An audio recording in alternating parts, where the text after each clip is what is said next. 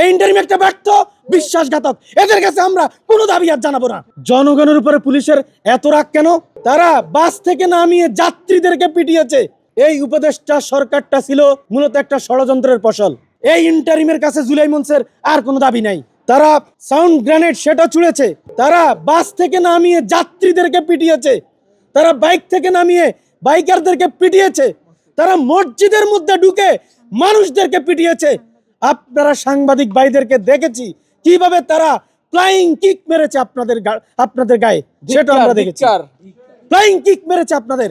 এক ভাই সাংবাদিক, সে অবাক হয়ে গেছে, তাকে ল্যাং মেরে ফেলে দিয়েছে, সে মানে পড়ে গেছে একদম উত হয়ে। আপনারা দেখেছেন সেটা। আমাদের কথা হচ্ছে জনগণের উপরে পুলিশের এত রাগ কেন? এরা তো জুলাইয়ের পুলিশ হওয়ার কথা। যারা জুলাইয়ের অপরাধী, যারা জুলাইতে মানুষকে খুন করেছে, যে সমস্ত পুলিশ, তারা তো এখন জেলে থাকার কথা। তারা তো এখন জেলে, তাদের তো এত রাগ থাকার কথা না। যারা এখন রাস্তায় যে পুলিশরা ডিউটিতে আছে, তাদের তো এত রাগ থাকার কথা না। এত রাগের উৎস কোথায়?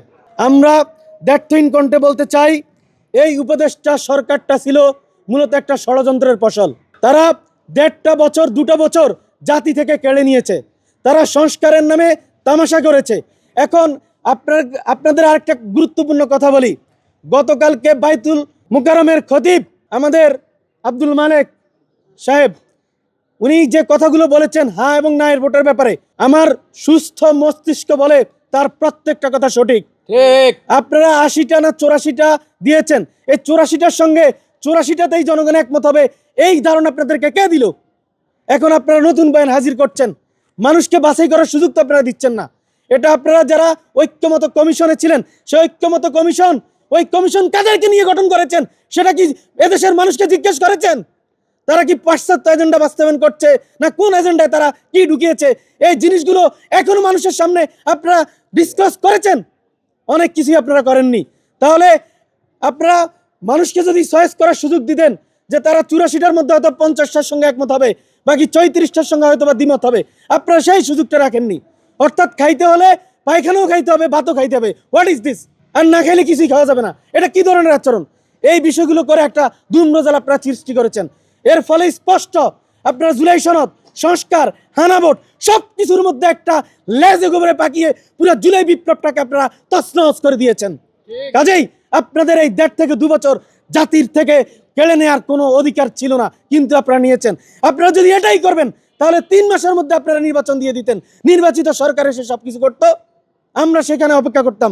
বরং এই 1.5 বছরে আপনারা অসংখ্য দুর্নীতিবাজ বানিয়েছেন, অসংখ্য অসভ্য বানিয়েছেন, বেয়াদব বানিয়েছেন, মানুষের মধ্যে হিংস্রতা বানিয়েছেন, প্যাসিবাদ বিরোধী সবগুলো শক্তির মধ্যে বিভক্তির বীজ আপনারা তৈরি করে দিয়েছেন গত 2 বছর ধরে।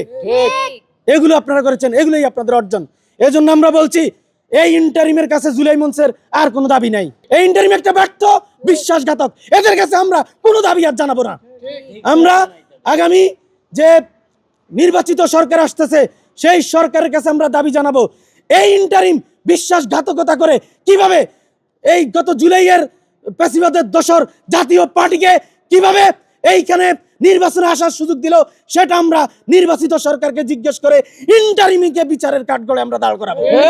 কারণ এই ইন্টারিমের এই অধিকার কেউ দেয় নাই যে নতুন করে প্যাসিবাদ বাংলাদেশে কায়েম করার জন্য তারা জাতীয় পার্টিকে নির্বাচনের সুযোগ করে দেবে। আজকে আমরা সেগুলোই দেখতে পাচ্ছি, সারা বাংলাদেশে দেখতে পাচ্ছি নির্বাচন নিয়ে হিংস্রতা, সহিংসতা সব কিছুই হচ্ছে। 54 বছরে যা দেখেছি, পরিবর্তনটা কি হয়েছে? শহীদের যে জীবন, তাদের জীবনকে বৃথা করার অধিকার এই ইন্টারিমকে কে দিয়েছে? এই প্রশ্ন আজকে এই সংবাদ সম্মেলন থেকে করছি। সর্বশেষ একটা কথাই বলে দিচ্ছি, ইন্টারিম আপনারা বিচারের কাঠগড়ায় দাঁড় করানোর জন্য প্রস্তুত হন। আমরা জুলাই যোদ্ধা সহ সারা বাংলাদেশের আপামর জনতা, দেশপ্রেমিক জনতাকে বলছি, প্রত্যেকটা জায়গায় আপনারা প্রস্তুত থাকেন। ইন্টারিমের দুর্নীতিবাজ এই উপদেষ্টারা যেখানেই পালাতে চাইবে, ওখানেই তাদের কুকুরের মতো ধরে আমরা কাঁচায় বন্দি করব এবং এদের বিচার করব। এরা জুলাইয়ের সঙ্গে গাদ্দারি করেছে, জুলাইয়ের সঙ্গে বিশ্বাসঘাতকতা করেছে এবং তারা সব কিছু করে পুরো মাফিয়া আমলকে আবার রিপিটেশনে নিয়ে এসেছে। তাদের বিচার বাংলার মাটিতে অবশ্যই হতে হবে।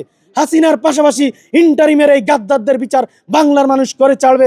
সেই জিনিসটা আমরা আগামী নির্বাচিত সরকার আসলে আমরা জুলাই মঞ্চের পক্ষ থেকে রাজপথে, যদি হয় রাজপথে, আলোচনার টেবিলে যদি হয়, আলোচনার টেবিলে যে করেই হোক বিচার বাংলার মাটিতে আমরা নিশ্চিত করবই।